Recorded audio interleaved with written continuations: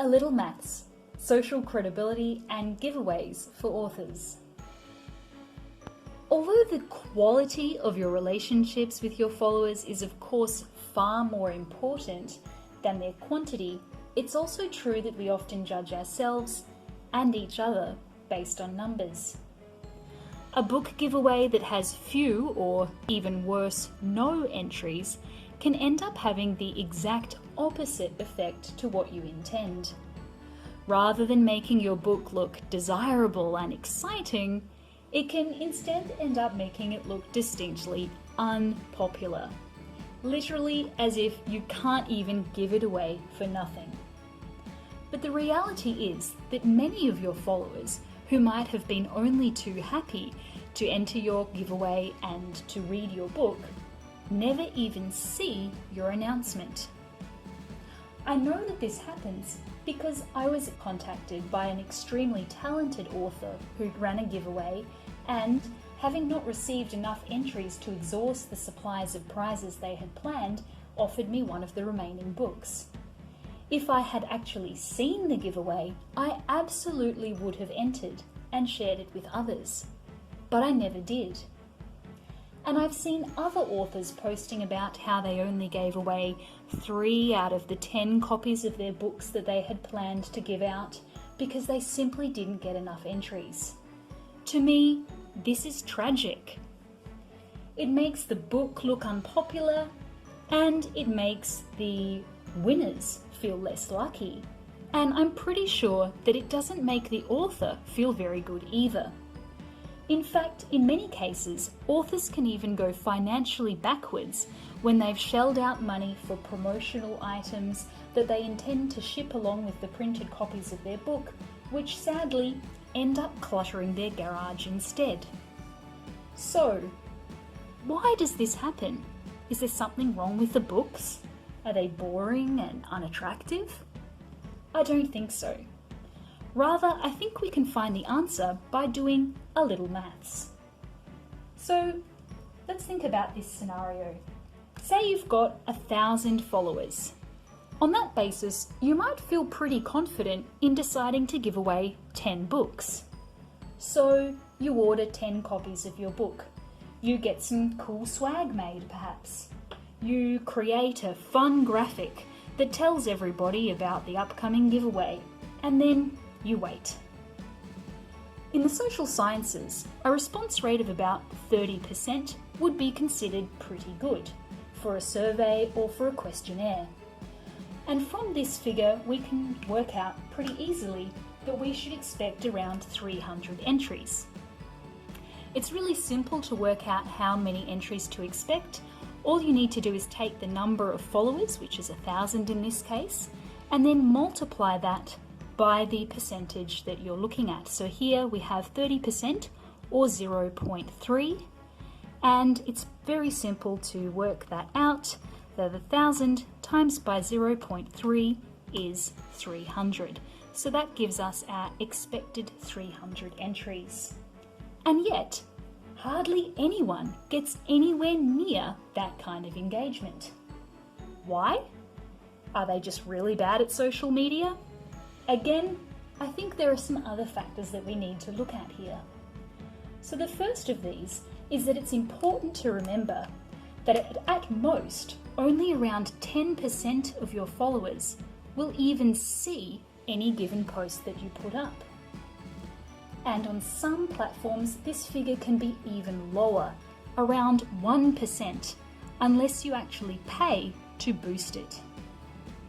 Social media companies intentionally restrict the reach of our posts for 2 reasons.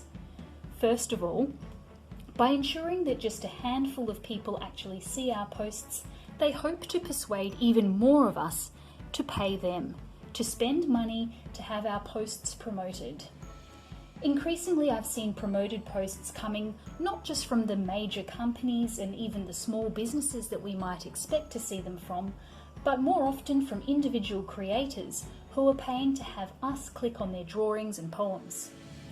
And secondly, by removing some of that content that we would normally see in our feeds from our friends and family and others that we're interested in, allows them to free up more space for advertising. Take Instagram as an example. At the moment, about 1 in every 5 of the pictures that you see is actually sponsored content. So, taking this into consideration, we know that of your 1,000 followers, it's probably only around 10 to 100 people, so 1 to 10% of that 1,000, who actually get to see your giveaway post. And therefore, if around 30% of those who see it enter, then rather than 300, which is 30% of 1,000, it's only about 3 to 30 entries, which is considerably lower. And all of this means that depending on the platform you're using, you may already not have enough entries for your giveaway prizes. So, there's one more factor for us to consider, and that is location. What does location have to do with this? Well, up to this point, we've only considered those unavoidable restrictions that are imposed by Facebook, Instagram, Twitter, and the like. But what happens if you decide to self-impose your own optional restriction based on geographic location? Let's say you've decided to make your giveaway US only. It may surprise you to know that only 4.5% of the world's population actually lives in the US. Why would you cut out 95.5% of the world's population from your promotion? Okay, so you're a writer and your book is only available in English. But still, English is the most widely used language on the planet. And although the US is the world's largest English majority country, it still only accounts for about 15% of all English users. On Instagram and Facebook, it's estimated that up to 90% of users may be from outside of the US, and around 80% of all Twitter users are classed as international or outside the US too. So, remember those 10 to 100 people who saw your post? If you've decided to rule out somewhere between 80 to 90% of them based on location, and you're only looking at 10 to 20% of that group, then you've actually only got around 1 to 20 people at the most who are even eligible to enter and have seen your post. So if a third of those who see your post and are eligible to decide to enter do so, then rather than 3 to 30, you'll have somewhere between half and 6 entries. And that means that you're going to be left with at least 4 books that are unclaimed prizes, as well as a somewhat less than triumphant announcement to make. And to make matters worse, if you have a fairly global following and around 30% of your followers we can assume might have been interested in entering, for every 1 US-based entry that your giveaway receives, that means that somewhere between 8 to 9 non-US followers saw your post and went away disappointed.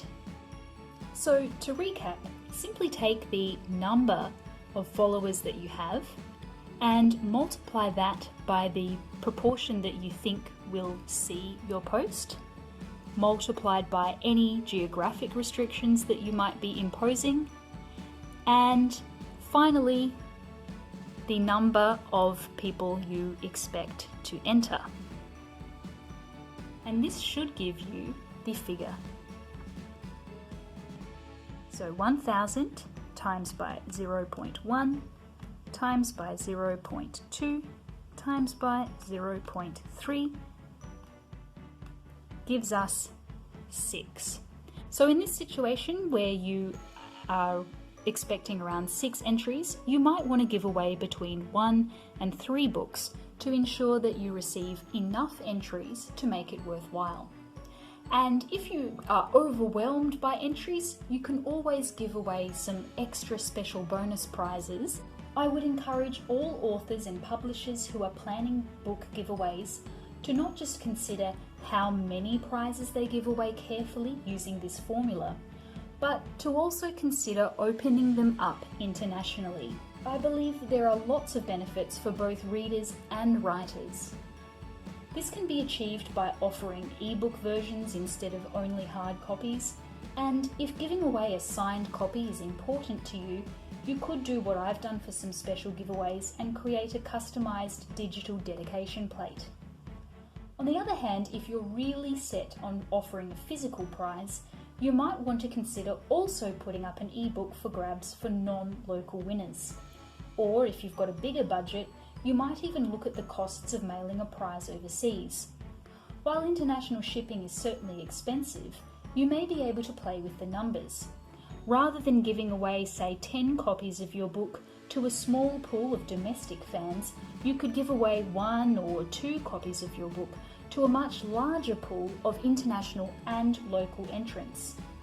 The chances are the costs involved won't be significantly different. You may even save some money. But more importantly, you'll probably generate far more buzz. People will be very, very interested in a special prize like that that's offered to everyone.